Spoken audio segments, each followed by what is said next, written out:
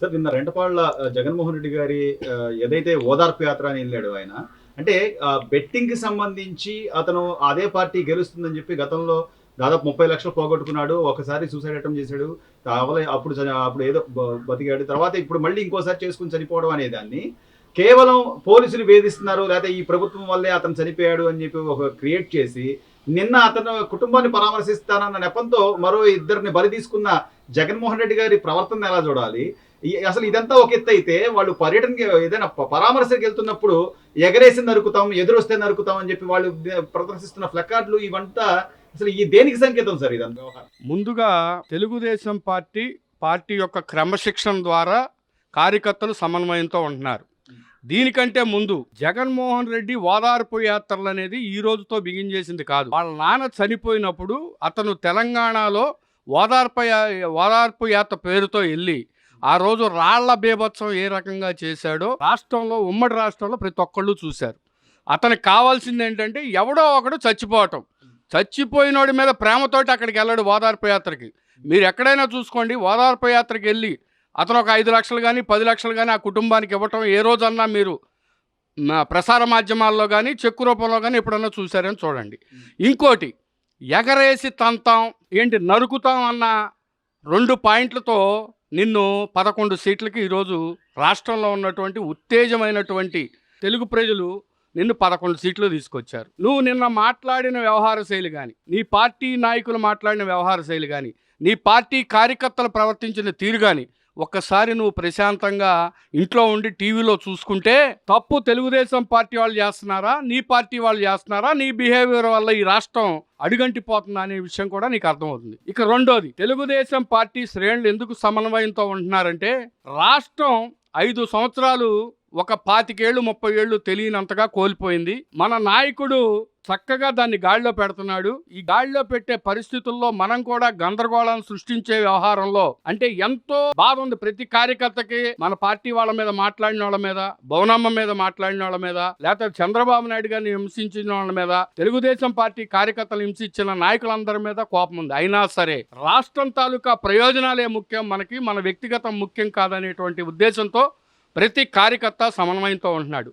ఒక్కసారి చంద్రబాబు నాయుడు గారు మీ ఇష్టమని కనుక పక్కకు తప్పుకుంటే, ఈ రాష్ట్రంలో ఈ 11 మంది ఉన్నటువంటి వాళ్ళతో పాటు ఈ నాయకులు కూడా ఎవరు ఈ రాష్ట్రంలో అసలు ప్రపంచ పటంలోనే ఉండరు. ఆ విషయాన్ని మాత్రం గమనించుకోవాలని, ఇప్పటికైనా సరే రాష్ట్ర ప్రయోజనాల కోసం నాయకులు మాట్లాడే వ్యవహార శైలి మార్చుకొని, మేమేమన్నా తప్పు చేస్తుంటే ఆ తప్పుకు సూచనలు ఇస్తే తీసుకునేటువంటి పరిస్థితుల్లో పార్టీ కార్యకర్త ఉంటాడు తప్పితే, నువ్వు పిచ్చి ప్రారాపణలు చేస్తే రాబోయే రోజుల్లో రోడ్ల మీద తిరగటానికి కూడా అవకాశం లేనటువంటి పరిస్థితి. దీనికి ఉదాహరణ, నువ్వు పరామర్శకి వెళ్తా ఉన్నావు. ఎలా వెళ్ళాలి? నీకు ప్రతిపక్ష హోదా కూడా ఇవ్వాల. అయినా సరే చంద్రబాబు నాయుడు గారు ఎక్కడ అడ్డంకు పెట్టకుండా అతన్ని వెళ్ళనివ్వండి అని చెప్పాడు. నువ్వు ఎన్ని వెహికల్స్తో వెళ్ళావు? ఆ రోజు మా నాయకుడు ప్రతిపక్షంలో ఉంటే ఎక్కడన్నా తిరగనిచ్చావా? ఎక్కడన్నా సమన్వయం కోల్పోయావా? మేము బుద్ధుండాల. ఈ రాష్ట్రానికి ముఖ్యమంత్రి చేసావు, నీ అదృష్టమో మా దురదృష్టమో తెలియదు. నువ్వు ఉందాతనం మెయింటైన్ చేయడం నేర్చుకోవాలి. ఒక పక్క నీ చెల్లెల మీద, రాష్ట్రంలో అనేక మంది మీద ఫోన్ ట్యాపింగ్ వ్యవహారంలో ఈ రకమైనటువంటి పద్ధతుల్లో నువ్వు కేసీఆర్ చేస్తే, ఒక పక్క జరుగుతూ ఉంటే ఆ డైవర్ట్ పాలిటిక్స్ కోసం నువ్వు ఈరోజు సృష్టించావు. నువ్వు ఎన్ని చేసినా సరే నువ్వు కోలుకొని దెబ్బతింటం ఖాయం, నువ్వు జైలుకి వెళ్ళటం ఖాయం. అదంతా కూడా మా పార్టీ కార్యకర్తలు చూడటం కూడా ఖాయమని తెలియజేస్తాం. అంటే ప్రజలు చూస్తున్నారు, ప్రతిదీ గమనిస్తున్నారు. గతంలో ఒక ఐఏఎస్ శ్రీలక్ష్మి గారు కానివ్వండి, ఈయన హయాంలో మొన్న ఈ మధ్య ఐఏఎస్లు జైలుకి వెళ్ళిన నేపథ్యం కానివ్వండి, అంత చదువు చదివి బాధ్యతగా ప్రభుత్వానికి సేవ చేయాల్సినటువంటి ఐఏఎస్లని తన సొంత కార్యక్రమాలకి సొంత వాటికి వాడుకొని ఈ రోజులు జైలు పాలైతే, కార్యకర్తల విషయానికి వస్తే ఇంకెలా ఉంటుంది సార్? ఇప్పుడు కార్యకర్తలు వాళ్ళు ఏదో ప్లకార్డులు పట్టుకుంటున్నారు, నరుకుతాం లేకపోతే రప్పా నరుకుతాం, ఈ తరహా ప్రోత్సహించి వాళ్ళ జీవితాలు కూడా నాశనం చేస్తామే కదా. ఇది ఎందుకని ఆలోచించలేకపోతున్నారంట? అంటే దీనికి కారణం కూడా కొంత మా పార్టీ వ్యవహారాలు అయ్యి ఉండొచ్చు. ఎందుకంటే ఇది నా వ్యక్తిగత అభిప్రాయం.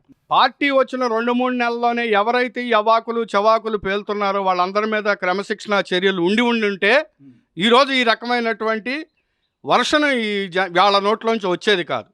ఎప్పుడైతే చంద్రబాబు నాయుడు గారు కొంచెం ఉదాసీనంగా ఉండి, మనం ఏదైనా సరే న్యాయ ప్రకారం వెళ్ళాలి, ధర్మంగా నడవాలి, అంబేద్కర్ గారు ఇచ్చినటువంటి రాజ్యాంగం ప్రకారం అందరికీ హక్కులు ఉన్నాయి, వాళ్ళు అందరూ కూడా సక్రమంగా ఆ హక్కులు అందరికీ చెందాలి అనేటువంటి ఉద్దేశంతో ఉండటం వల్ల ఈరోజు నీ నోటికి వచ్చినట్టు మాట్లాడుతూ ఉన్నావు. నీ గవర్నమెంట్ వచ్చినప్పుడు చంద్రబాబు నాయుడు గారి ఇంటి మీదకి వెళ్ళి దాడి చేసిన విషయాలు కానివ్వండి, లేకపోతే నువ్వు ఒక ఎమ్మెల్యే అక్కడికి వెళ్తే ఆయనకి మంత్రి పదవి ఇచ్చింది కానివ్వండి, నీ గుడివాడ గుట్కాగాడు ఏం మాట్లాడుతుంటే నువ్వు ప్రోత్సహించింది కానివ్వండి, లేకపోతే వంశీ మాట్లాడుతుంటే నిండు సభలో మాట్లాడుతుంటే నువ్వు ప్రోత్సహించింది కానీ ఇట్లాంటివన్నీ కూడా నీకు ఇంకా మైండ్లోంచి తీసేయలేదు. నీకు తప్పనిసరిగా ప్రజలు గుణపాఠం చెప్పే రోజులు దగ్గరలో ఉన్నాయి. ముందు రోజుల్లో ఇదే రకమైనటువంటి వర్డ్స్ కనుక వస్తే మా నారా చంద్రబాబు నాయుడు గారిని కూడా లెక్క చేయకుండా కార్యకర్తలు ముందుకు వచ్చి పరిస్థితులు అదుపు తప్పితే నీ యొక్క భవిష్యత్తు ఏ రకంగా ఉంటుందో కూడా ఆలోచన చేయమని, నీ ఒక్కడి భవిష్యత్తు అంధకారంలో నెట్టట్లా నిన్ను నమ్ముకున్నటువంటి నీ కార్యకర్తల్ని, నీ ఎమ్మెల్యేలని, నీ తాబేదారులందరినీ కూడా ఆ భూగర్భంలోకి నెడతానికి నువ్వు రెడీగా ఉన్నావు. కాబట్టి మీ కార్యకర్తలు, మీ నాయకులు కూడా తెలుసుకొని, మీ నాయకుడు యొక్క వ్యవహార శైలి తెలుసుకొని మనం అంబేద్కర్ రాజ్యాంగం ప్రకారం నడవాలనేటువంటి ఉద్దేశాన్ని మాత్రం మీరు గుర్తుపెట్టుకోవాలి. గుర్తుపెట్టుకోకపోతే చాలా ఇబ్బందులు పాలవుతారని మాత్రం తెలియజేస్తారు. చివరిగా అంటే మీరు చెప్పినట్టుగా మీ నాయకుడు చెప్తుంది ప్రధానంగా ఒక వ్యాపారాలకు సంబంధించి కానీ, పెట్టుబడులకు సంబంధించి కానీ వచ్చే వాళ్ళు భయభ్రాంతులకు గురి కాకుండా లాండ్ ఆర్డర్ ని సక్రమంగా నిర్వహించాలి, ఏదైనా జరిగితే న్యాయబద్ధంగానే వాళ్ళని శిక్షించాలని చెప్పి మీ నాయకుడు చెప్తున్నాడు. కానీ దానికి అతీతంగా ఈ రోజున ఒక అంబటి రాంబాబు గారు ఆయన చదివాడు, న్యాయంలోని లుసుగులన్నీ కూడా ఆయనకు తెలుసు.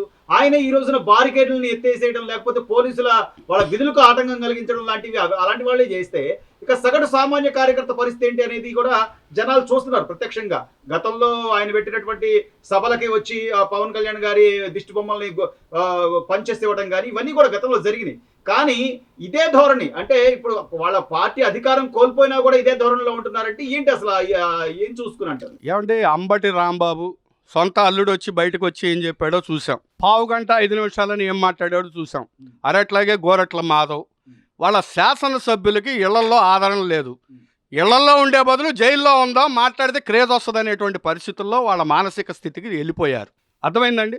దానివల్ల ఈరోజు వాళ్ళు ప్రవర్తిస్తున్న తీరు అంటే మా హోంమంత్రి గారు పర్ఫెక్ట్గా చెప్పారు. ఇప్పుడు జగన్మోహన్ రెడ్డి గారు తెనాల్లో ఓదార్చడానికి వెళ్ళిన వాళ్ళు కానివ్వండి, ఈరోజు నువ్వు వెళ్ళిన ఓదార్చడానికి వెళ్ళిన ఫ్యామిలీ కానివ్వండి, ఏంటి వీళ్ళ బ్యాక్గ్రౌండ్? వాళ్ళు రౌడీ షీటర్లుగా బెట్టింగుల మీద కొంతమంది దుర్మరణం పాలై కొంతమంది వ్యక్తుల్ని కొట్టి సమాజానికి వాళ్ళు విద్రోహ శక్తులుగా తయారైతే వాళ్ళ దగ్గరికి వెళ్ళి నువ్వు ఓదారుస్తూ ఉన్నావు. రాష్ట్రంలో ప్రజలు గమనించట్లేదు అనుకుంటా ఉన్నావా? అంటే ఒక సీఎంగా చేసినటువంటి అవగాహన అతనికి ఏమాత్రం ఉందో జనాలంతా గమనిస్తూ ఉన్నారు. భవిష్యత్తులో సింగిల్ డిజిట్కి అతను పరిమితం అవుతాడు.